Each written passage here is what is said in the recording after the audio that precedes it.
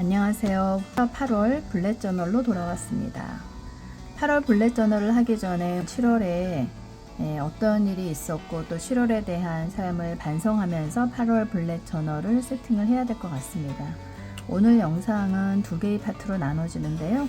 하나는 7월에 대한 반성과 더불어서 8월 블랙 저널 세팅이 있겠고요. 8월 블랙 저널 세팅은 조금 형식을 다 만들어 놨고 그 틀에 맞춰서 제가 무엇을 의식하면서 이 세팅을 했는지에 대한 전달로 구성을 해봤습니다.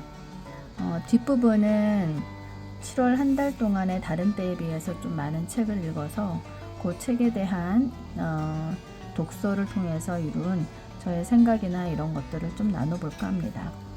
일단 보면은 이제 만다라트를 통해서 전체적으로 만다라트를 모르는 분들을 위해서 잠깐 설명을 하자면 인생에서의 가장 궁극적인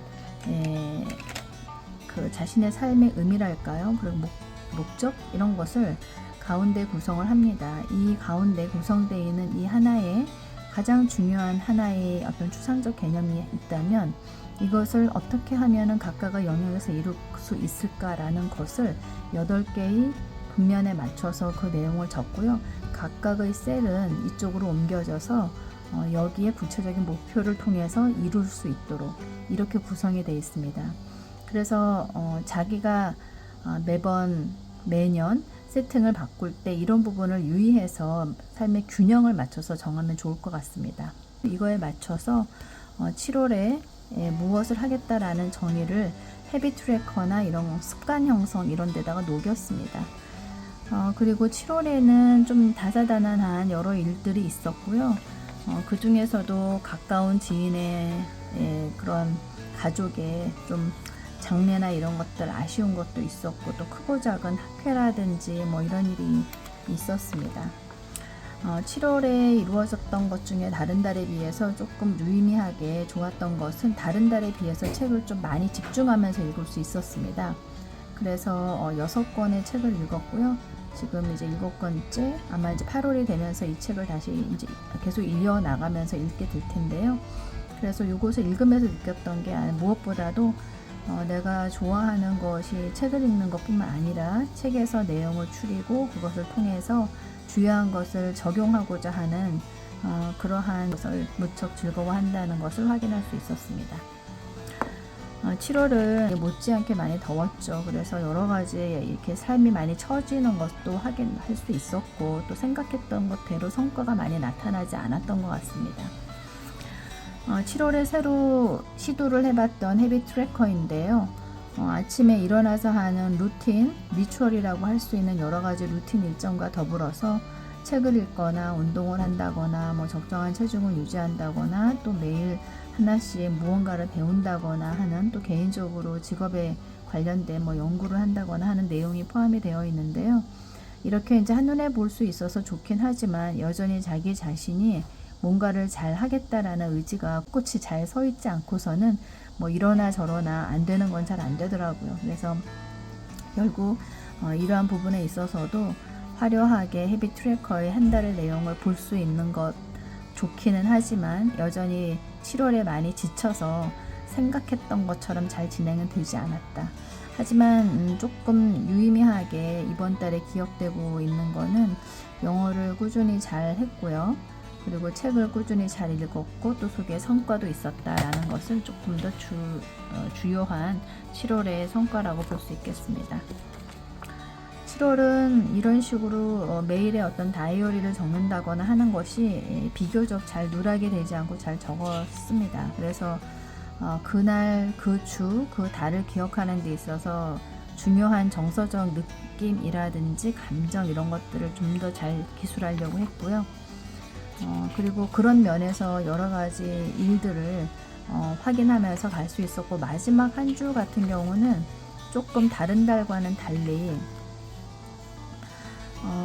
타임 프레임을 넣어서 얼마간 무슨 일을 어떤 일정으로 진행할 것인가를 색깔을 넣어서 구분을 해봤더니 조금 하루의 일과를 규모 있게 시간을 쓸 수 있다는 장점이 있어서 8월에는 이렇게 시간을 분 단위로 주요 일정에 대해서 러프하게 잡아서 그 중심으로 해서 주요 일정과 틈 사이 시간을 활용하는 방법 계속 적용할 수 있을 것 같습니다.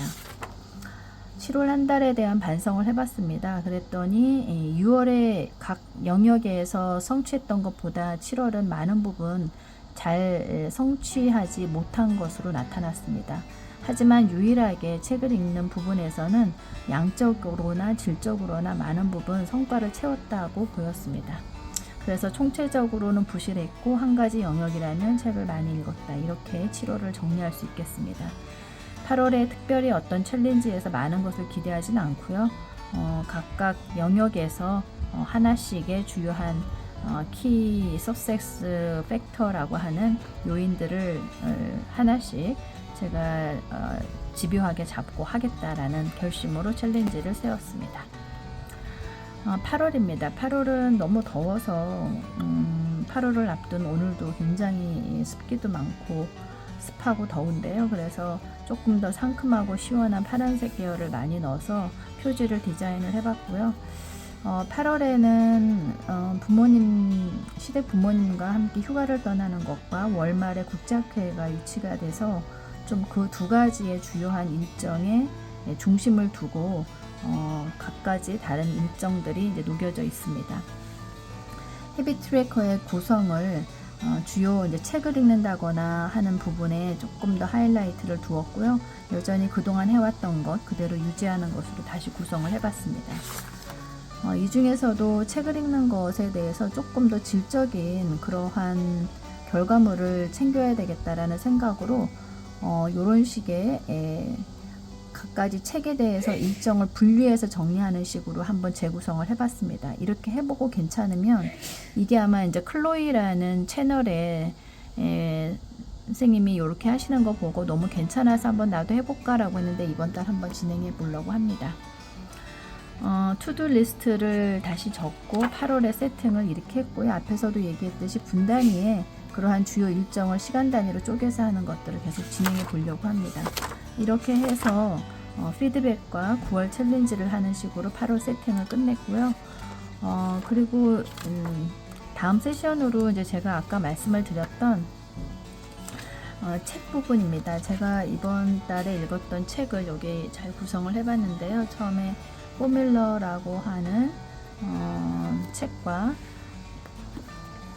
함께 또 슬로우 싱킹 몰입에 대한 황농문 교수님의 그 슬로우 싱킹, 그다음에 데이터 분석의 힘, 그리고 플랫폼 경제와 공짜 점심. 그래서 플랫폼이라는 것이 자본주의 4차 혁명에서의 어떤 의미인지를 가르는 되게 중요한 개념서였던 것 같고요.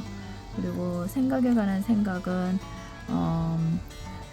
심리학자면서 노벨 경제학상을 받은 데니얼 카너맨의 각종 이론과 사례들이 여기에 포함이 되어 있어서 매우 재미있게 읽었던 책입니다. 마지막으로 최근에 읽었던 인생의 마지막 순간에서라는 것은 호스피스 케어를 담당했던 간호사가 주 사례를 정리하면서 마지막 죽음을 아주 굉장히 깊이 있게 기술한 책입니다. 각각에 대해서 이제 잠깐씩 훑어보고요. 제가 독서 노트를 몇 권을 썼다가 뒤에 2권 정도는 독서 노트를 아직 안 써서 말씀을 드리겠습니다. 성공의 공식 포뮬러라고 하는 것은 5가지의 포뮬러를 제시를 하고 있습니다. 이것은 전에 한번 제가 유튜브 구성에서 이것을 얘기했는지 잘 모르겠는데 기억이 정확하지 않습니다.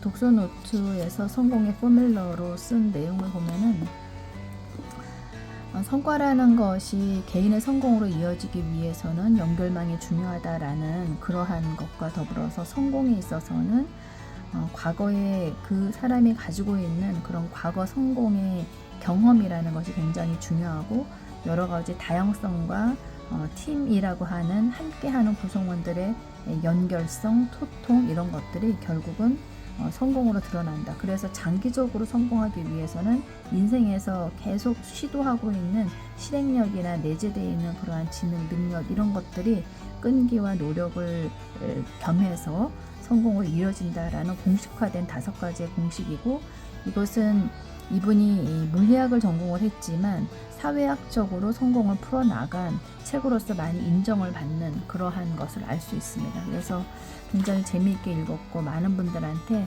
한 번쯤은 읽어보면 좋겠다라는 식으로 저는 추천을 하고 싶습니다.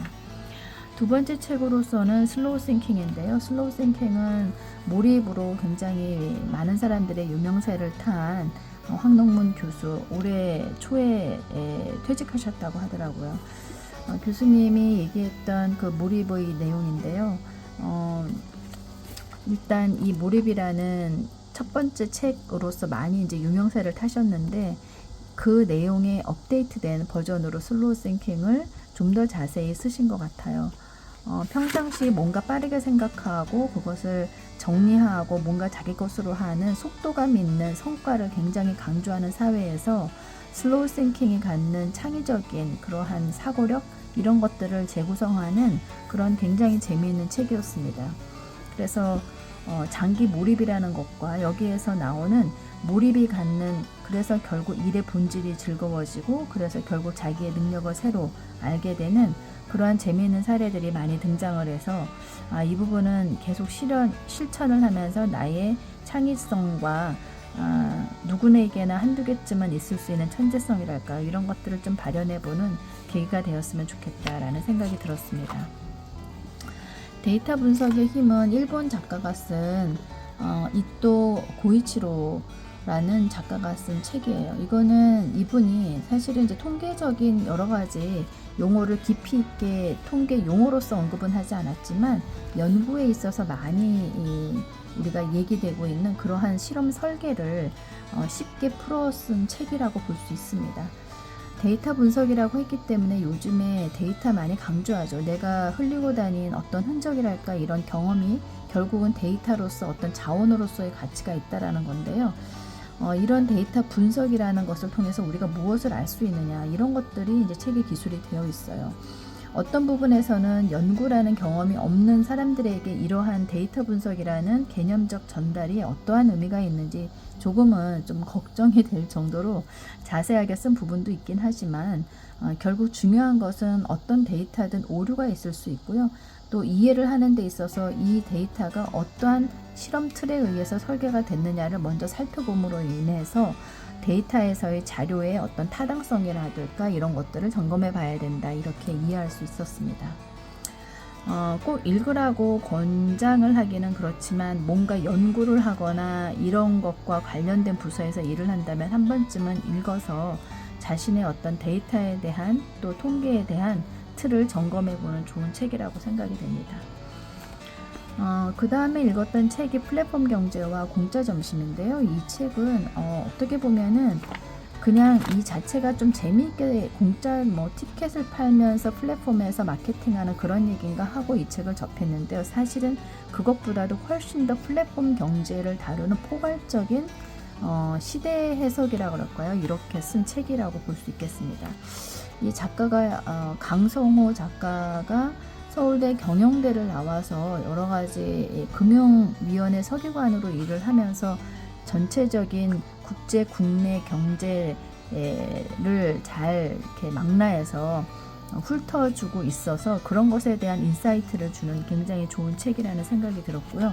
여기에서 나오는 다양한 경제 용어들이 앞으로 계속 공부를 계속하면서 조금 더 깊이 있게 이해가 필요하겠구나 하는 내용들이 많이 등장을 했습니다. 그래서 마킹을 해서 계속적으로 플랫폼이라는 것이 이전에 수요와 공급의 어떤 균형에 의해서 자본주의의 어떤 근간이 되는 시장이 형성되고 이렇게 했던 것을 지금 플랫폼 시대에서는 부의 극대화와 어떠한 소수에게 부가 집중되는 것이 이전에 우리가 상상할 수 없는 정도의 어떤 비용을 초래하지 않는 수익 창출일까 이런 의미에서 굉장히 획기적인 그러한 미래의 방향이 되지 않느냐라는 언급입니다. 자세히 읽고 싶고 또 정리를 했지만 다른 책에 비해서 독서 노트에 더 많은 내용을 정리하고 싶은 욕심이 들 만큼 좋은 개념들이 많이 나왔습니다. 그래서 이거는 한 번쯤 모든 분들이 한번 읽고 시대를 이해하고 또 앞으로 준비를 하는 데 있어서 조금 통찰력을 가질 수 있는 책이라고 생각이 됩니다.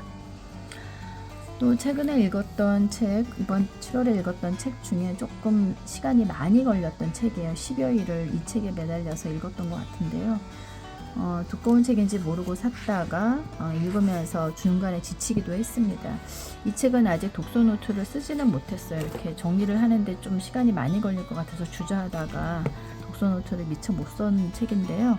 이것은 심리학자임에도 불구하고 노벨 경제학상을 받은 아주 유명한 책입니다. 이 분이 얼마 전에 마케팅에 계시는 교수님하고 식사를 하면서 마케팅 쪽에서 있는 소비자의 심리를 이해하는 많은 이론들이 데니얼 카너맨의 그러한 내용을 많이 인용을 하고 있더라고요. 이 안에 나오는 여러 가지 구성 중에서도 사람의 심리가 어떠한 체계나 합리성에 의한 의사결정이라기보다는 직관에 의한 의사결정이 많다라는 거고요. 그러한 가운데 이것을 이용해서 마케팅이나 시장에서 얼마나 이런 것을 이용하는 그러한 시장이 형성이 되어 있는지 사례가 되게 많이 재미있었고요. 저한테는. 그렇다면은 이 생각, 우리가 불완전하고 이러한 것에서 얼마나 합리적인 생각을 할 수 있느냐, 나는 그럼 어떻게 할 것이냐, 이런 것들을 많이 생각하게 됐는데요. 경제학에서의 기본 전제는 인간은 합리적인 인간이다라고 출발을 하지만 심리학에서는 인간은 굉장히 불안하고 언스테이블한 그러한 심리가 때에 따라서 감정에 따라서 움직일 수 있다라는 그러한 전제부터가 심리학은 경제학에서의 합리적인 인간이라는 것과 가정이 다르다라는 것이 저에게는 좀 세상을 이해하고 상황을 이해하고 나 자신을 이해하는 데 많이 도움이 됐습니다. 번역이라는 것이 이렇게 쉬운 일은 아니지만 번역 자체가 좀 이렇게 스무스하게 되지 않은 부분, 이해를 하기 위해서는 조금 더 깊이 있게 책을 몰입해서 봐야 되는 그런 어려움은 있었지만 여러 가지 사람의 감정의 어떤 시스템과 합리성을 시스템 1, 2로 구분하면서 체계적으로 이를 실험적으로 접근하는 다양한 접근법, 이런 것들이 저에게 많이 도움이 됐던 책입니다. 이것은 독서 노트를 쓰면서 한 번 더 정리를 자세히 해보고 싶다라는 생각이 들었던 책입니다. 마지막으로 가장 최근에 읽었던 인생의 마지막 순간인데요. 호스피스 케어를 했었던 간호사가 그의 사례를 통해서 쓴 책입니다. 외국 간호사이고요.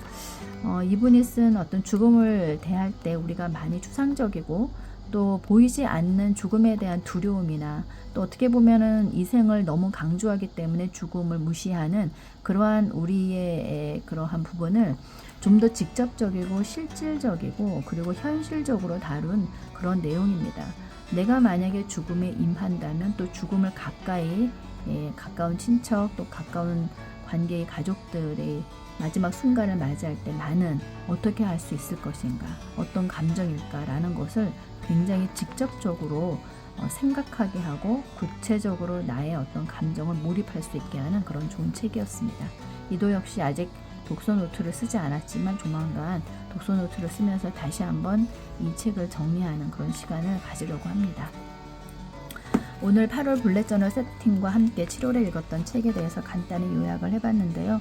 여러분도 8월에 무덥지만 잘 책을 읽으면서 여러분의 삶을 정리하고 또 성과 있고 또 짜임새 있는 그런 한 달을 보내시길 바랍니다. 감사합니다.